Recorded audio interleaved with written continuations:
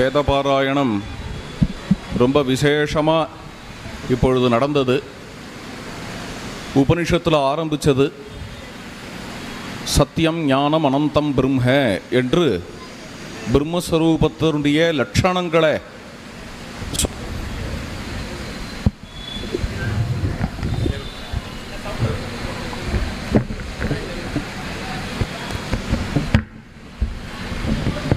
பிரம்மஸ்வரூபத்தினுடைய லட்சணங்களை சொல்லக்கூடிய மந்திரம், பிரவேச ஸ்ருதி, நமக்கு ஏதோ தெரிஞ்ச விஷயம் அன்னம் பிராணம்னு ஆரம்பித்து விஞ்ஞானத்வாரா ஆனந்தமய கோஷத்துக்கு போகக்கூடிய, அதுலேயும் அதனுடைய ஸ்வரூபமாக இருக்கக்கூடிய ஆனந்தம், அதனுடைய புச்சமாக அதாவது மூலமாக இருக்கக்கூடிய பிரம்மம், இந்த பிரம்மத்துக்கு ஸ்ருதி கொண்டு போகக்கூடிய அழகு,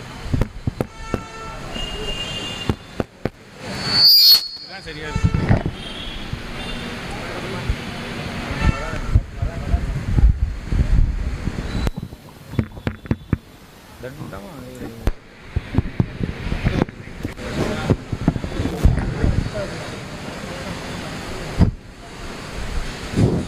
படிப்படியாக முன்னேறி பிருகு மகரிஷி அன்னம் பிராணம்னு போய் கடைசியாக ஆனந்தம் வரைக்கும் ஆனந்தோ பிரம்மே திவ்யஜானாத்து, ஆனந்த ஸ்வரூபமான பிரம்மத்தினிடத்தில் உபாதிகள் கடந்து ஓஞ்சுடுறார் என்கிற ஆச்சரியமான மந்திரபாகம் பிராமண பாகம் எல்லாம் விசேஷமாக பாராயணம் ஆச்சு. அங்கேயே பாஷ்யத்திலேயே என்ன வருதுன்னா, மனோமய கோஷங்கிறத யஜ்ஞத்தோடையும் வேதத்தோடையும் சம்பந்தப்படுத்துகிறார், விஞ்ஞானத்தை வேதார்த்தத்தோடு சம்பந்தப்படுத்துகிறார்.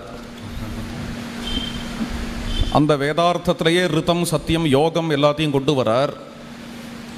அதுக்கு மேலே அந்த வேதார்த்தம் வேதம் வேதபாராயணம் இதனுடைய புண்ணியம் இருக்கே, இந்த புண்ணியத்தை அந்த புண்ணியத்தினுடைய அனுபவம் இதை ஆனந்தமய கோஷத்தோடு சம்பந்தப்படுத்துகிறார். இது சங்கர பாஷ்யம். இதில் ஆரம்பித்து கடைசியாக முடியும் பொழுது இதே ஞானம் பிரம்மஜானம், பிரம்மஜானத்தினால் அடையிறதுங்கிறது இங்கே உபச்சார வார்த்தை. பிரம்மஜானத்தினால நாம் உபாதிகள் நீங்கினப்புறம் இருக்கக்கூடிய ஸ்வரூபம் இருக்கே, அதை பற்றிய மந்திரங்கள். அதில் பார்த்தேன்னா அயோத்தியா கடைசி வேதபாராயணம் முடியும் பொழுது இங்கே வந்து அஷ்டாசக்கரா நவத்வாரா தேவானாம் பூஹு அயோத்தியா என்று சொல்லும்படியாக எந்த ஒரு விஷய வாசனைகளாலையும் ஸ்பர்சிக்கப்படாததுனால, எதனாலையும் தாக்கப்படாத இருக்கிறதுனால அயோத்தியான்னு பேர் மோட்சத்துக்கு. யோத்தும் நாருகா அயோத்தியா. அது எங்கேயோ இருக்குது என்று நினைக்காமல் நம்முடைய சரீரத்துக்குள்ளேயே ஹிருதயாகாசத்தில் இருக்கக்கூடிய அப்பேற்பட்ட அயோத்தியா, அதை தான் பிரம்மேந்திராலும் தஹராகாச அயோத்தியா விஹாரி கேலதி மம ஹிருதயே ஸ்ரீராமஹா என்று வேதபாராயணம் அயோத்தியாவில் வந்து பூர்த்தியாகிறது. அதுக்கப்புறம் சாந்திக்கான விசேஷமான மந்திரங்கள். இதற்கு மத்தியில் ராஷ்டிர விஷயமான மந்திரங்கள். பிரம்மன் பிராமணோ பிரம்மவர்ச்சசி ஜாயதாம் என்று ராஷ்டிர விருத்திக்காக தான் யஜ்யமே, அதுலேயும் அஸ்வமேதம். இமாம் ஜனதாகும் சங்கிருஹாணி என்று இந்த ஜனதாவினுடைய ஒற்றுமை, இந்த ஜன சமூகத்தினுடைய ஒற்றுமைக்காக நடக்கக்கூடிய யஜ்யம் அஸ்வமேதம். அதனுடைய பூர்த்தியும் ராஷ்டிர அபிவிருத்திக்காக தான் அதனுடைய பூர்த்தியும் அமையிறது. அதுதான் இப்போது அஸ்வமேதத்தோட பூர்த்தி தான் பாராயணம் நடந்தது. இதெல்லாம் இப்போ அடியனுக்கு ஏன் சொல்லணும்னு தோணித்துன்னா, வேத மாதாவுக்கு எப்பொழுதுமே ஹிருதயம் என்னென்ன லோகக்ஷேமம் லோகக்ஷேமம் லோகக்ஷேமம்.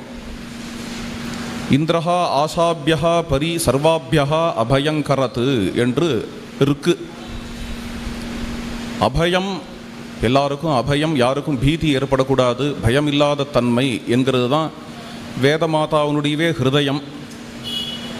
இத்தனை வைதிகாலும் நாம் எல்லாரும் வேதாத்தியனம் பண்ணுறதுக்கு காரணமே லோகத்தில் எல்லாரும் க்ஷேமமாக இருக்கணும், யாரும் பயப்படக்கூடாது என்பதற்காக தான் வேத பாராயணம் பண்ணுறோம். வேத அத்தியனம் பண்ணி அந்த வேதத்தை பாராயணம் பண்ணுகிறோம். லோகக்ஷேமார்த்தங்கிறது தான் முக்கியமான பலன். அதுக்கு அப்படி இருக்கும் பொழுது உங்கள் கிட்டக்க எல்லாரிடத்துலையும் ஒரு பிரார்த்தனை என்ன, வைதிகாலால் முடியாதது எதுவும் கிடையாது. அதுக்கு காரணம் அவள்கிட்ட வேதம் இருக்கிறதுனாலேயே. வேதம் அவள் இடத்துல இருக்கிறதுனால ஹிருதயேஷ்வேவ திஷ்டந்தி வேதாக ஏன பரம் தனம். வேதத்தை விட ஒரு பெரிய செல்வம் எதுவும் இல்லை. விது ஞானேங்கிற மாதிரி வித்ரு லாபே. அப்பேற்பட்ட வேதம், அந்த வேதம் ஹிருதயத்திலேயே நீங்காமல் இருக்குது. இதை விட பெரிய தபசு வேற என்ன? அப்பேற்பட்ட தபஸ்விகளாக இருக்கக்கூடிய வேதமூர்த்திகளான இங்கே இருக்கக்கூடிய கணபாட்டிகள் எல்லாரிடத்துலையும் ஒரு பிரார்த்தனை இன்றைக்கி இப்போ பாராயணம் பண்ணும்போது தான் தோன்றியது, இந்த பிரார்த்தனை பண்ணிக்கணும்னு. என்ன ஆப்ரமன் வரும்போது தோணித்து, அதை பிரார்த்தனை பண்ணிக்கிறேன். ஜனங்களுக்கு ஒரு சின்ன கஷ்டம் வந்தாலும் ஸ்ரீ அண்ணாவுக்கு தாங்காது. அதெல்லாம் பார்த்துருக்கோம். எங்கேயோ இன்றைக்கி ஆப்கானிஸ்தான்னு சொல்கிறாளே அந்த காந்தார தேசத்தில் ஒரு 100 பேரை ஹைஜாக்கில் கொண்டு போயிட்டான். கொண்டு போன பொழுது ராப்பகலாக தூக்கம் இல்லாத இருந்தார். மறுபடியும் வந்து கொடுத்தா, இந்த ஃப்ளைட் வந்து கொடுத்தா, ஜனங்கள்லாம் திரும்பி வந்துவிட்டாளான்னு. இலங்கையில் எவ்வளவோ நம்முடைய சகோதர சகோதரிகள்லாம் அழிஞ்சு போனால் அந்த சமயத்துலேயும் ரொம்ப தாபமாக இருந்தா. அது மாதிரி இப்பொழுது நமக்கு எழுத்தாப்புலையே நம்முடைய காலத்திலேயே வங்கதேசத்தில் ஆயிரக்கணக்கான ஜனங்கள் அழிஞ்சுன்னு இருக்கா. இப்போ இங்கே வேதபாராயணம் நடக்கும் பொழுதே அங்கே அழிஞ்சுன்னு இருக்கா. பல கோவில்கள் இடிக்கப்பட்டு இருக்கு. இப்பேற்பட்ட இந்த ஒரு பயங்கரமான காரியம் நடந்து கொண்டு இருக்கும் பொழுது எல்லா கணபாடிகளிடத்துலையும் பிரார்த்தனை, இந்த வேத பாராயணம் அவள் எல்லாருடைய க்ஷேமத்துக்காகவும் அவள் எல்லாரும் சௌக்கியமாக இருக்கணுங்கிறதுக்காகவும் போய் சேரணும் என்று பிரார்த்தனை பண்ணிப்போம். அந்த பிரார்த்தனையை மனசில் வச்சுட்டே ஒரு 3 முறை இந்த அணுவாக்கம் சொல்லணும்னு பிரார்த்தனை பண்ணுகிறேன். எதை இந்திர வயாமகே, அந்த அணுவாக்கம் இப்போ பாராயணம் பண்ணலாம், அதோட பூர்த்தி பண்ணி கொள்ளலாம். ராம் ராம்.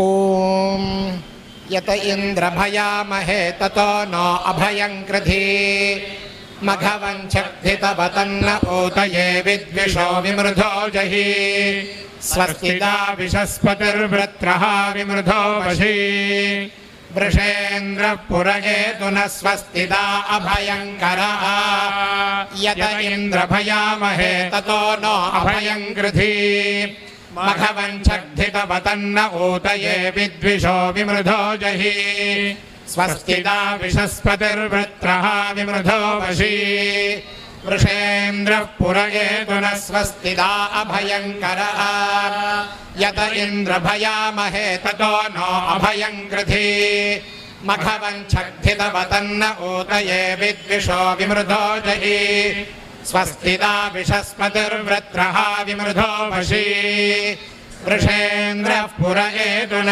स्वस्तिदा अभयङ्करः। ओम शान्ति शान्ति शान्तिः।